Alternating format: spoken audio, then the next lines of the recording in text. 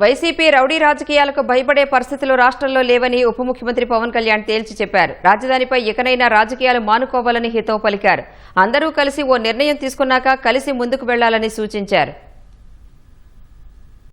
Repeated చెప్తున్నా, వీళ్ళు rowdyism చేస్తాం, గుండాగర్దీ చేస్తాం, భయపెట్టేస్తాం, నరికేస్తాం అంటే వీటికి భయపడే వాళ్ళందరూ ఇంతమంది పాలిటిక్స్కి ఎందుకు వస్తారండి? ఆడబిడ్డలు ఎందుకు పాలిటిక్స్కి వస్తారు?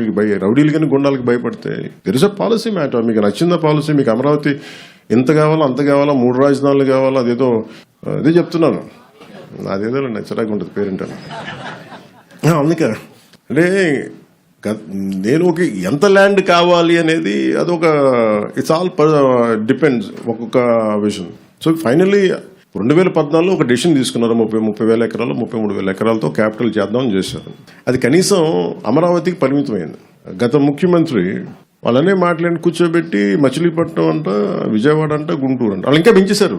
3 రాజధానులు అయిపోయినాయి. ఇప్పుడు మొత్తం 3 జిల్లాలతో కలిపి రాజధాని కావాలంటే ఇప్పుడు వాళ్ళకి అది వచ్చింది. నేను అలా చూస్తున్నాను దాన్ని. అంటే మొత్తం మళ్ళీ రియల్ ఎస్టేట్లు అమ్ముకోవచ్చు, ఇంకోటి చేయొచ్చు. ఎప్పుడు సాగుద్ది అదే కదా మన దేశం. నేను కోరుకుందా, మన రాష్ట్రంలో అదే కోరుకుందా. ఐక్యత లేదు, ఒక ఏకాభిప్రాయం లేదు.